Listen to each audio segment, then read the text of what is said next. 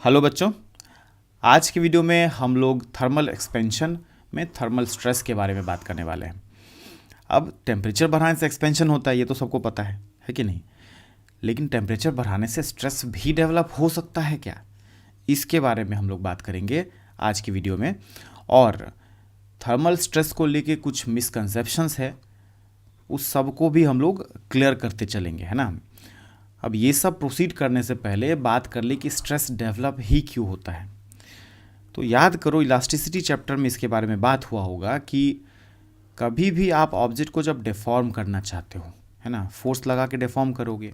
एक होता है कि कोई डिफॉर्मिंग फोर्स आप नहीं लगा रहे हो, तो अपना नेचुरल स्टेट में फ्री फॉर्म में एग्जिस्ट कर रहा कोई ऑब्जेक्ट, और वही उस पर आप डिफॉर्मिंग फोर्स लगाते हो तो डिफॉर्मेशन होता है। जैसे यहाँ पे लेंथ बढ़ेगा, है कि नहीं, लेंथ का बढ़ना डिफॉर्मेशन हुआ।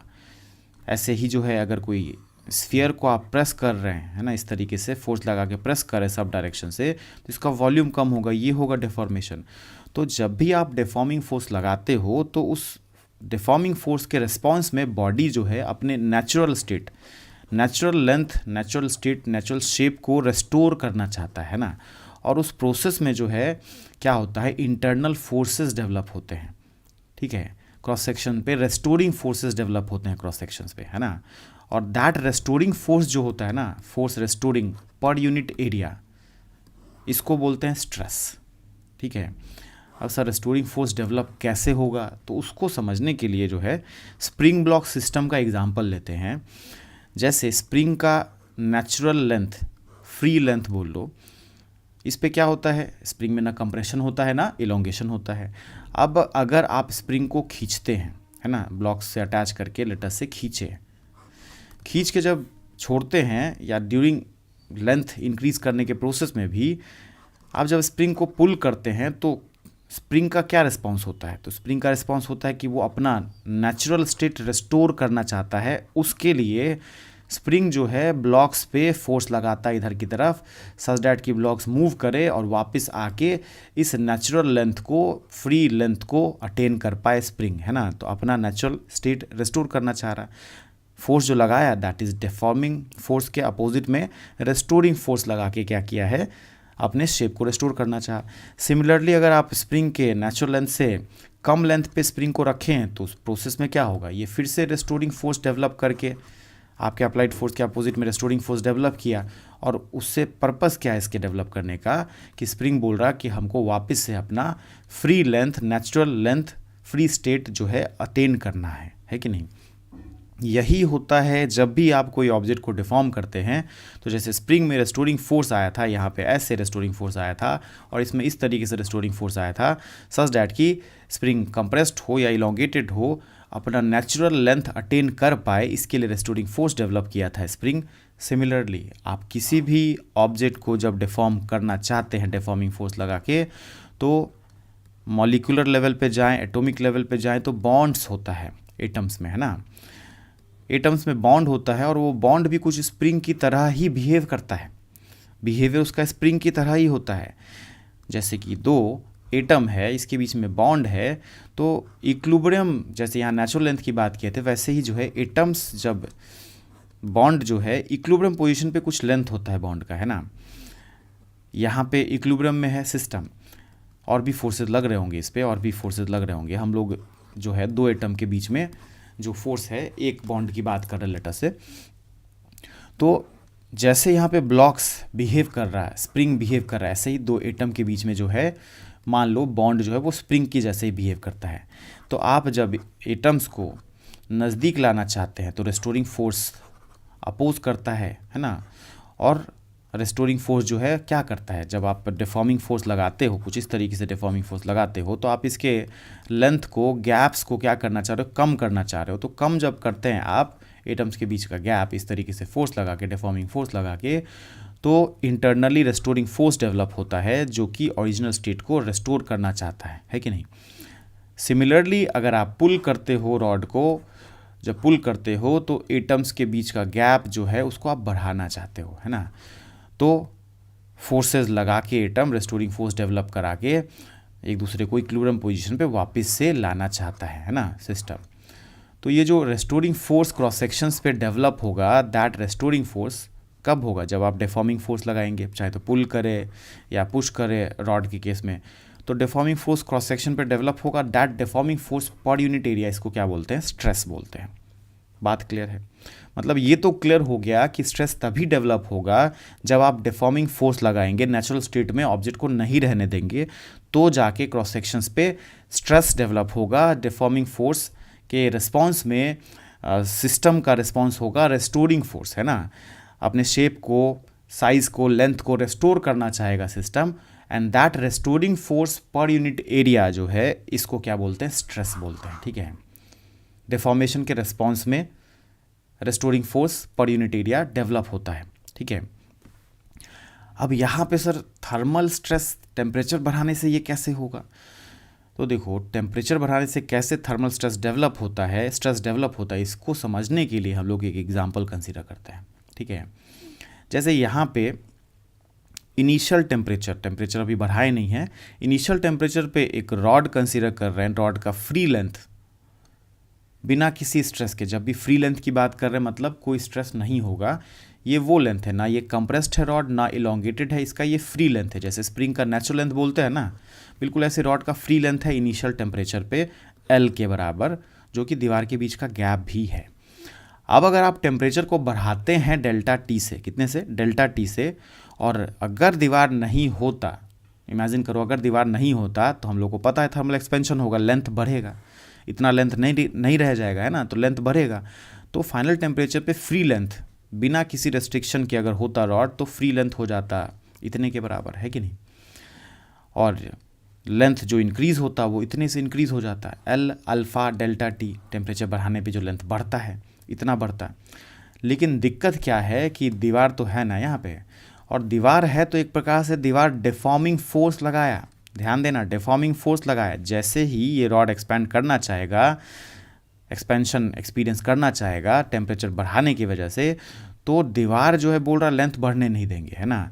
तो दीवार डिफॉर्मिंग फोर्स लगाएगा दोनों तरफ से रॉड पे, और उसका रिजल्ट ये होगा कि दीवार इसके लेंथ को बढ़ने ही नहीं दिया। जो फ्री लेंथ इतना अटेन करता उसको नहीं बढ़ने दिया, है ना, इतने लेंथ में ही रेस्ट्रिक्ट कर दिया है रॉड को दीवार का ये फोर्स। तो ये एक प्रकार से, ये जो फोर्स लगा रहा दीवार, ये एक प्रकार से डिफॉर्मिंग फोर्स की तरह बिहेव किया है यहाँ पे दीवार का जो फोर्स है ना। और डिफॉर्मिंग फोर्स के डिफॉर्मेशन क्या हुआ है, तो सोचो ये जो लेंथ है रॉड का, जो फ्री लेंथ है, ये अटेन कर लेता अगर फ्री होता, दीवार नहीं होता तो एक प्रकार से वॉल का जो ये फोर्स है, दीवार से जो फोर्स लगा है, वो रॉड पे लग के रॉड में इतना लेंथ का डिफॉर्मेशन लाया, इतना लेंथ कम करके इसको फिट कर दिया इतने दूर में, ऐसा विजुलाइज कर सकते हो, है ना। तो दिस इज द डिफॉर्मेशन, इतना लेंथ जो है कम कर दिया डिफॉर्मिंग फोर्स लग के रॉड पे, है ना। तो डिफॉर्मेशन जब भी होता है तो क्रॉस सेक्शन पे restoring force per unit area develop होता है, जिसको क्या बोलते हैं? स्ट्रेस, है ना, थर्मल स्ट्रेस। क्या बोलते हैं उसको? Thermal stress. तो यहाँ पे भी क्या डेवलप हुआ होगा क्रॉस सेक्शन पे? इस डिफॉर्मिंग फोर्स के अप्लाई होने की वजह से ये डिफॉर्मेशन हुआ, तो क्रॉस सेक्शन पे थर्मल स्ट्रेस, डिफॉर्मिंग फोर्स के रिस्पॉन्स में रेस्टोरिंग फोर्स सिस्टम लगाया होगा, that restoring force per unit area thermal stress develop हुआ होगा। बोलो बात पक्की है? ठीक है, अब कैलकुलेशंस पे आते हैं। बोला जाए कि सर कितना स्ट्रेस डेवलप हुआ, कितना फोर्स लग रहा है, ये सब के बारे में अगर बात करना हो तो इसके लिए स्ट्रेस स्ट्रेन को हम लोगों को थोड़ा रीडिफाइन करना पड़ेगा। यहाँ पे थर्मल एक्सपेंशन के रिस्पॉन्स में, है ना, थर्मल एक्सपेंशन को रेस्ट्रिक्ट जो किया उसके रिस्पॉन्स में, तो सबसे पहले बात करते हैं थर्मल स्ट्रेन के बारे में, है ना। अब स्ट्रेन क्या बोलता है कि हम तो फ्रैक्शनल चेंज इन लेंथ होते हैं, है ना। अब यहाँ पे स्ट्रेन को थर्मल एक्सपेंशन में, थर्मल स्ट्रेस के केस में कैसे हम लोग डिफाइन करते हैं वो देखो। फाइनल टेम्परेचर पे फ्री लेंथ होता कितना रॉड का? इतना होता है कि नहीं? फ्री होता तो इतना लेंथ होता, लेकिन मजबूरी दीवार के रेस्ट्रिक्शन की वजह से इसका डिफॉर्मेशन कितना हो गया? इतना हो गया, है कि नहीं। और इसका लेंथ रेस्ट्रिक्टेड है इतना दूर में ही, तो हम लोग बोलते हैं कि सर डिफॉर्मेशन जो हुआ है दीवार के फोर्स की वजह से, that deformation change in length is this. ध्यान देना, change in length is this. या बोल दो दिस इज रेस्ट्रिक्टेड लेंथ, जितना लेंथ रॉड एक्सपैंड नहीं कर पाया दीवार के फोर्स की वजह से, दीवार का फोर्स लगा और इससे इतने लेंथ को कम कर दिया। या दूसरा तरीका है सोचने का कि दीवार जो है ओरिजिनल लेंथ इनिशियल टेम्परेचर पे इतना था और फाइनल टेम्परेचर पे भी लेंथ इतना ही रह गया, तो इतना जो लेंथ फ्री होके एक्सपैंड होता है, इतना एक्स्ट्रा लेंथ वो डिफॉर्म कर दिया दीवार, इतना एक्सपैंड होने ही नहीं दिया। तो this is the restricted length at final temperature, ठीक है, इतना अमाउंट का डिफॉर्मेशन जो दीवार का फोर्स प्रोड्यूस किया है, divided by free length at final temperature. तो फाइनल टेम्परेचर पे तो ओरिजिनल लेंथ ये होना चाहिए, फ्री लेंथ ये होना चाहिए, है ना। तो फ्री लेंथ यहाँ पे हम लोग पुट कर देंगे और इधर जो है जितना डिफॉर्मेशन दीवार का फोर्स प्रोड्यूस किया that divided by free length, इसको हम लोग क्या बोलते हैं, स्ट्रेन बोलते हैं, थर्मल स्ट्रेन, ठीक है। अब थर्मल स्ट्रेस की बात करें तो यंग्स मॉडुलस को स्ट्रेस अपॉन स्ट्रेन लिखते हैं, स्ट्रेस को लिखते हैं फोर्स अपॉन एरिया। तो यहाँ से एरिया और स्ट्रेन मल्टीप्लाई होगा यंग्स मॉडुलस के साथ, तो ये जो डिफॉर्मिंग फोर्स दीवार लगाया है वो डिफॉर्मिंग फोर्स आ जाएगा, ठीक है। तो हम लोग thermal strain and thermal stress क्या होगा, कैसे फॉर्मूला यूज़ करेंगे, ये तो समझ आ गया, ठीक है। अब इस पार्टिकुलर केस में ये एक प्रकार से एक एग्जाम्पल हो गया। इस केस में अगर थर्मल स्ट्रेन फाइंड करने बोले तो हम लोग क्या वैल्यूज़ पुट करेंगे, क्या आंसर लेके आएंगे, उसके बारे में बात करते हैं। तो देखिए फाइनल टेम्परेचर पे इतना ओरिजिनल लेंथ होता और फाइनल टेम्परेचर पे इतना जो है फ्री लेंथ होता और दीवार के फोर्स की वजह से जो है इतना डिफॉर्मेशन हो गया। तो अब रेस्ट्रिक्टेड लेंथ इस अमाउंट को बोलेंगे, इस पार्टिकुलर क्वेश्चन में L alpha delta T will be the restricted length and free length at final temperature जो है दैट इज दिस, है ना, free length at final temperature इतने के बराबर, इसको हम लोग यहाँ पे पुट करेंगे। देखिए वही पुट किए हैं, L alpha delta T restricted length and free length at final temperature, L और एल कट गया तो आंसर आ रहा है थर्मल स्ट्रेन का इतना। और इसी थर्मल स्ट्रेन को हम लोग यहाँ पे स्ट्रेन की जगह पुट कर दे, area of cross section Young's modulus multiply करे, तो दीवार जो फोर्स लगा रहा था यहाँ पे, ये जो फोर्स आप देख रहे हैं, इस फोर्स का वैल्यू जो है कुछ इस तरीके से आ जाएगा, ठीक है। बात आ रही है समझ में। अब इसमें हम लोग फर्दर अप्रॉक्सीमेशंस लगा सकते हैं, इसको थोड़ा और अप्रॉक्सीमेट कर सकते हैं। देखिए जैसे बाइनोमियल अप्रॉक्सीमेशन यूज़ करके क्या होता है बाइनोमियल अप्रॉक्सीमेशन, तो 1 + x to the power of n को 1 + nx हम लोग लिख पाते हैं, n को यहाँ मल्टीप्लाई कर देते हैं, कब, जब mod of x is very very less than 1, ये बहुत कम हो 1 से। सिमिलरली हम लोग यहाँ पे जो फोर्स और स्ट्रेन है इसमें 1 + alpha delta T to the power of -1 में -1 को यहाँ मल्टीप्लाई कर सकते हैं। होता क्या है इन जनरल कि अल्फ़ा डेल्टा टी में अल्फ़ा जो होता है ये 10 to the power of -5, 10 to the power of -6 पर डिग्री सेल्सियस इस सब ऑर्डर का होता है ना, बहुत छोटा वैल्यू होता है। तो ये 1 के रेस्पेक्ट में बहुत छोटा, तो ये जो पावर है इस पावर को आप यहाँ पे मल्टीप्लाई कर सकते हैं, है ना। इससे क्या आएगा, जो एक्चुअल वैल्यू है इसका उसके क्लोज वैल्यू आ जाएगा, कैलकुलेशन थोड़ा आसान हो जाएगा, ठीक है, अप्रॉक्सीमेशन से। तो यहाँ पे भी ये अप्रॉक्सीमेशन लगा सकते हैं। इस क्वांटिटी को आप देखिए ऊपर आप लेके आ गए तो पावर -1, कंसिडरिंग कि अल्फ़ा बहुत छोटा है, अल्फ़ा डेल्टा टी बहुत छोटा है, ये -1 को आप यहाँ मल्टीप्लाई कर दिए, इस फॉर्मेट में अरेंज हुआ। इसको फर्दर आप यहाँ और यहाँ मल्टीप्लाई किए तो देखिए alpha delta T minus alpha delta T का होल स्क्वायर ये आया। अब यहाँ पे आप फर्दर अप्रॉक्सीमेशंस लगा सकते हैं। अल्फ़ा डेल्टा टी बहुत छोटा है तो उसका स्क्वायर तो बहुत ही ज़्यादा छोटा होगा, तो आप इसको नेग्लेक्ट कर दिए, तो स्ट्रेन का वैल्यू यहाँ से रिड्यूस होते होते यहाँ आया और यहाँ से रिड्यूस होते होते देखिए अल्फ़ा डेल्टा टी के बराबर आया। बात आ रही है समझ में। और ये जो अल्फ़ा डेल्टा टी है इसको याद रखने के लिए हम लोग ऐसे बोल देते हैं इस पार्टिकुलर सवाल में कि change in length L alpha delta T और फिर ओरिजिनल लेंथ एल, है ना, ये एल और एल कट गया तो अल्फ़ा डेल्टा टी के बराबर जो है क्या आ जाएगा, अल्फ़ा डेल्टा टी के बराबर स्ट्रेन, ठीक है। तो ये तो याद रखने का तरीका हो गया इस पार्टिकुलर जो क्वेश्चन है इसमें, है ना, इस पार्टिकुलर क्वेश्चन में। लेकिन अगर आप इसको याद रखते भी हैं अल्फ़ा डेल्टा टी स्ट्रेन को, तो आपको ये बात भी ध्यान रखना चाहिए कि ये जो है एक अप्रॉक्सीमेटेड आंसर है, एक्चुअल आंसर जो है वो तो ये है ना। अगर क्वेश्चन में इसी सवाल में ऑप्शंस में स्ट्रेन के लिए ये आंसर भी हो ऑप्शन में एक, और ये भी ऑप्शन में हो और ये भी ऑप्शन में हो, तो सबसे ज़्यादा करेक्ट है ये वाला आंसर, है ना। और सबसे लेस करेक्ट है ये। बात आ रही समझ में? तो अप्रॉक्सीमेशन से हम लोग क्या होता है ना कि आप अप्रॉक्सीमेशन से अपना कैलकुलेशन थोड़ा आसान होता है। अगर यहाँ पे वैल्यूज़ पुट करना होता है तो इसमें वैल्यू पुट करके फाइंड करने में थोड़ा ज़्यादा मेहनत लगता है, और आप अप्रॉक्सीमेट किए तो रिलेटिवली कैलकुलेशन थोड़ा आसान होता है और क्लोज टू एक्चुअल के आसपास का वैल्यू आता है ना। तो ये सबसे ज़्यादा एक्यूरेट, उससे कम एक्यूरेट जो है ये, और उससे भी कम सही जो है ये। ठीक है, बात आ रही समझ में? ठीक है, अब ऐसे ही फोर्स की बात करें, फोर्स में भी अप्रॉक्सीमेशन लगा सकते हैं ना कि 1 + alpha delta T to the power of -1, इसको जो है आप ऐसे लिख के ये -1 को आप यहाँ मल्टीप्लाई कर दीजिए तो कुछ इस फॉर्मेट में अरेंज हो जाएगा। और अगर अल्फ़ा डेल्टा टी को 1 से बहुत छोटा मान के नेगलेक्ट कर देते हैं तो ये भी आंसर आ सकता है ना। तो अगर ऑप्शन में ये दिया हुआ है फोर्स का वैल्यू तो इसको टिक मारेंगे, अगर ये दोनों ही दिया हुआ है तो इसको बोलेंगे कि इट इज़ मोर एक्यूरेट। बात आ रही क्या समझ में? और ये तीनों भी दिया हुआ है तो इसमें ज़्यादा करेक्ट ये है, उससे कम करेक्ट ये है, और उससे भी कम करेक्ट ये है। करेक्ट तीनों हैं, बट वही है कि साथ में दिया जाए तो आप सबसे ज़्यादा करेक्ट इसको कंसीडर करेंगे और सबसे लीस्ट करेक्ट इसको कंसीडर करेंगे। ठीक है, अब इसका जो है बाइनोमियल अप्रॉक्सीमेशन का एप्लीकेशन हम लोग कैसे लेस करेक्ट और मोर करेक्ट की बात कर रहे हैं, इसको समझने के लिए ग्रेविटेशन का एक रिज़ल्ट जो हम लोग है वो देखते हैं।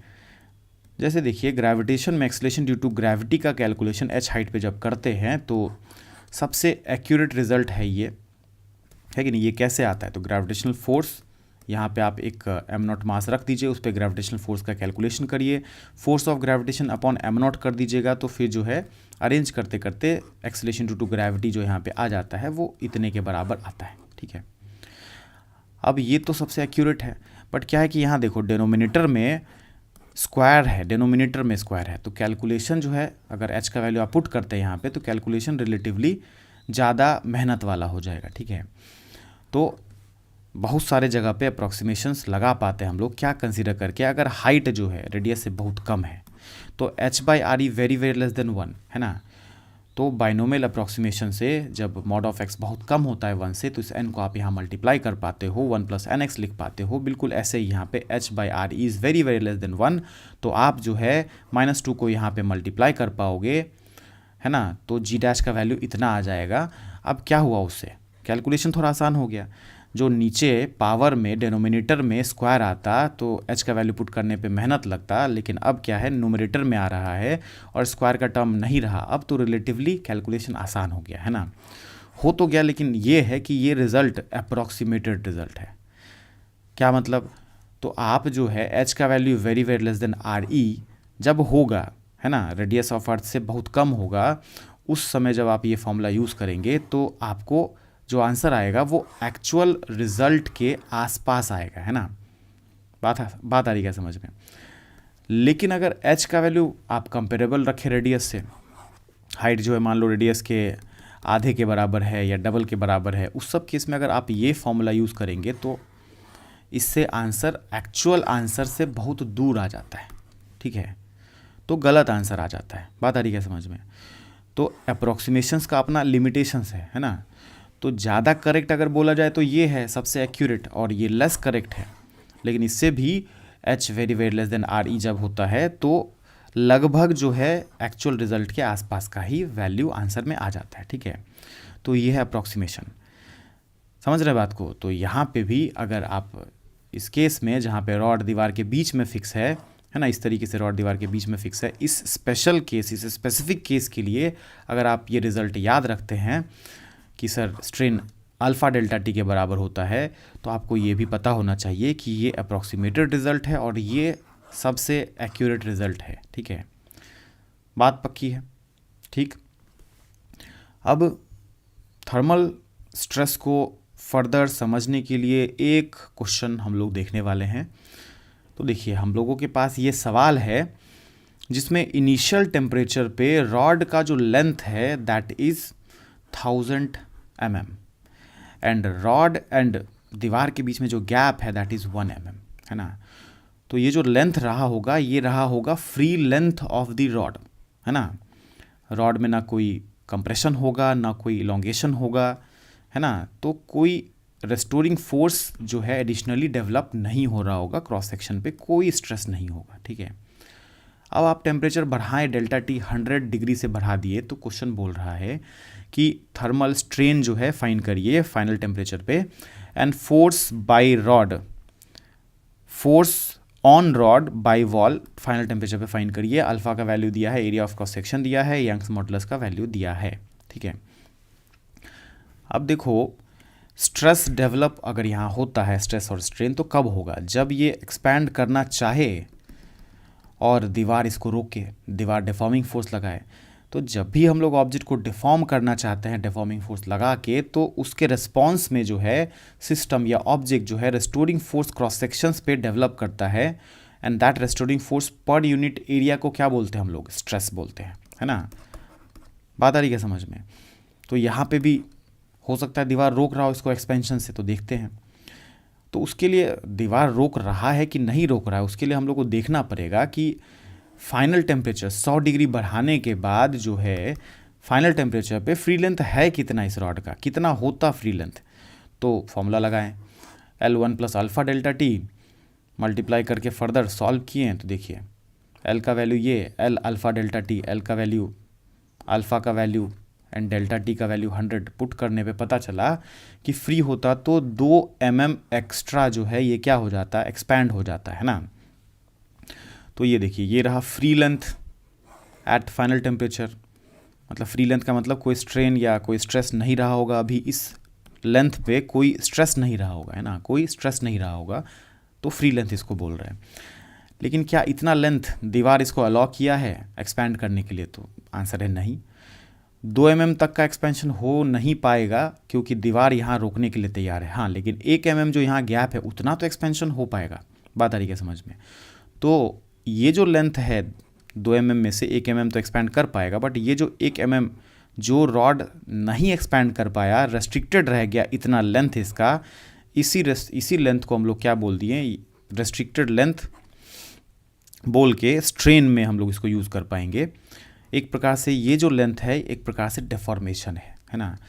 फ्री लेंथ होता फाइनल टेम्परेचर पे इतना, और दीवार इस पे क्या लगाया है? फोर्स ऐसे लगा के, फोर्स लगा के जो है दीवार इतने लेंथ में इसको रेस्ट्रिक्ट कर दिया है। तो this much amount of length is the deformation due to deforming force applied by wall on rod. बात आ रही है समझ में? तो स्ट्रेन दिस डेफॉर्मेशन या restricted length upon final temperature पे जो फ्री लेंथ होता वो, है ना। तो restricted length upon free length, तो रेस्ट्रिक्टेड लेंथ कितना आ गया? 1 mm, है कि नहीं? 1 mm जो एक्सपैंड नहीं कर पाया, और free length at final temperature 1002 mm, है ना। तो स्ट्रेन इतने के बराबर आ गया। तो आंसर तो स्ट्रेन का ये हो गया। हाँ, आप इसको अप्रॉक्स करके ऐसे लिख पाएंगे कि 1 अपॉन ये जो है 1002 की जगह पे क्लोज टू 1000 लिख के इसको आप 0.001 इतने के बराबर लिख पाएंगे। मान लो ऑप्शन में अगर 0.001 है मैच करने के लिए और कोई अप्रोप्रिएट आंसर मिल नहीं रहा, 1 अपॉन इतना जो है 102 अगर नहीं दिया है ऑप्शन में, तो फिर आप अप्रॉक्सीमेट करने का सोचेंगे। वही बात है कि ऑप्शन किस तरीके से दिया है उसके हिसाब से हम लोग अप्रॉक्सीमेशंस के बारे में सोचते हैं, ठीक है। तो अगर ये ऑप्शन में मिल गया तो ये सही है, और ऑप्शन में अगर नहीं मिल रहा है ये मिला 0.001, तो ये जो 2 है इसको अप्रॉक्सीमेट करके इसको अप्रॉक्सीमेटली 1000 बोल दिए, 1 अपॉन 1000 बोल दिए, तो फिर ये आंसर होगा, है ना। डिपेंडिंग ऑन दी ऑप्शन क्या दिया है, सबसे ज़्यादा करेक्ट है ये, ठीक है। अब यहाँ पे गलती क्या हो सकता है कि अगर कोई अंधे तरीके से फॉर्मूला याद रखा है थर्मल स्ट्रेन का कि डेल्टा एल अपॉन एल होता है ना। तो डेल्टा एल अपॉन एल अगर ऐसे याद रखा है तो फिर तो टेम्परेचर बढ़ाने से L alpha delta T change in length बोला जाएगा, और ओरिजिनल लेंथ को एल बोल दिया जाएगा। तो एल और एल कट के अल्फ़ा डेल्टा टी,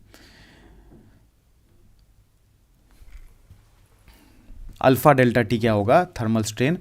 या यहाँ पे देखिए तो चेंज इन लेंथ जो है, देखिए एल अल्फ़ा डेल्टा टी की बात करें तो एल अल्फ़ा डेल्टा टी जो है देखिए इतने के बराबर है। एल अल्फ़ा डेल्टा टी देखिए यहाँ पे एल अल्फ़ा डेल्टा टी जो है 2 mm के बराबर है।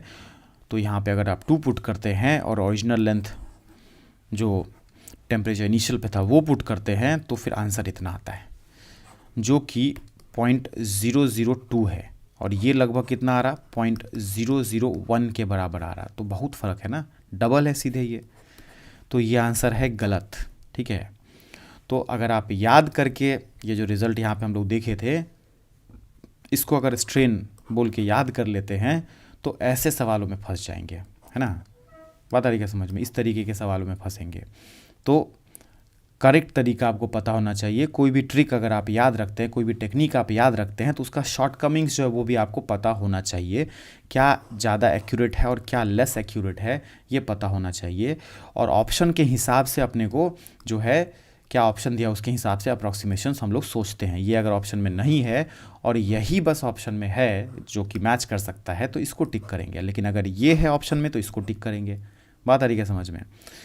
तो हम लोग जो रिज़ल्ट देखे थे अभी, ये जो रिज़ल्ट यूज़ किए हैं, ये अल्फ़ा डेल्टा टी या फिर डेल्टा एल बाई एल, ये जो है इस सवाल में तो लग गया, इस वाले सवाल में तो लग गया, लेकिन इस सवाल में डायरेक्ट फॉर्मूला स्ट्रेन का लग नहीं पाया, है ना। Change in length upon original length ये नहीं लग पाया, क्योंकि एक्चुअली तो restricted length upon free length at final temperature ये होना चाहिए स्ट्रेन, है ना। उसके हिसाब से आंसर ये आया, ठीक। और ये गलत आंसर। अब बात करते हैं इसी में फोर्स की। तो देखिए, दीवार जो फोर्स लगा रहा है रॉड पे, जो क्वेश्चन हम लोग देखिए, इसमें दीवार जो रॉड पे फोर्स लगा रहा है, इतना जो डिफॉर्मेशन यहाँ हुआ है, इसको प्रोड्यूस करने के लिए, डिफॉर्मेशन के लिए दीवार लगाया होगा फोर्स। उस फोर्स के बारे में बात करते हैं। तो देखिए, ये रहा फोर्स का formula, area Young's modulus strain. Strain यहाँ कैलकुलेट कर ही चुके हैं। यंग्स मॉडुलस का वैल्यू ऐसा यूनिट में दिया ही है। एरिया सेंटीमीटर स्क्वायर में था, उसको मीटर स्क्वायर में कन्वर्ट कर लिए। 1 centimetre is equals to 1/100 metre, और इसका स्क्वायर मतलब इसका स्क्वायर करके हम लोग इस तरीके से कन्वर्ट कर लिए। और सारे डिटेल को यहाँ पे एरिया में यंग्स मॉडुलस एंड स्ट्रेन जो है, हम लोग जो यहाँ पे स्ट्रेन फाइंड किए थे, ये स्ट्रेन जो है यहाँ पुट कर दिए हैं। तो हम लोगों का फोर्स का जो वैल्यू आ गया वो आ गया है 200 न्यूटन के बराबर। ठीक है, तो बात समझ गए क्या होता है थर्मल स्ट्रेन, किस तरीके से थर्मल स्ट्रेस की बात करते हैं, कैसे जो है दीवार फोर्स लगाता है, रेस्ट्रिक्टेड लेंथ क्या होता है, ये सारी बातें समझ गए। क्या मिसकंसेप्शंस होते हैं, कैसे लोग गलत फॉर्मूला लगा लेते हैं और आंसर गलत पे पहुंच जाते हैं, ये सारी बातें समझ गए, है ना। मिलते हैं फिर अगले वीडियो में नए सवाल एंड नए कॉन्सेप्ट के साथ।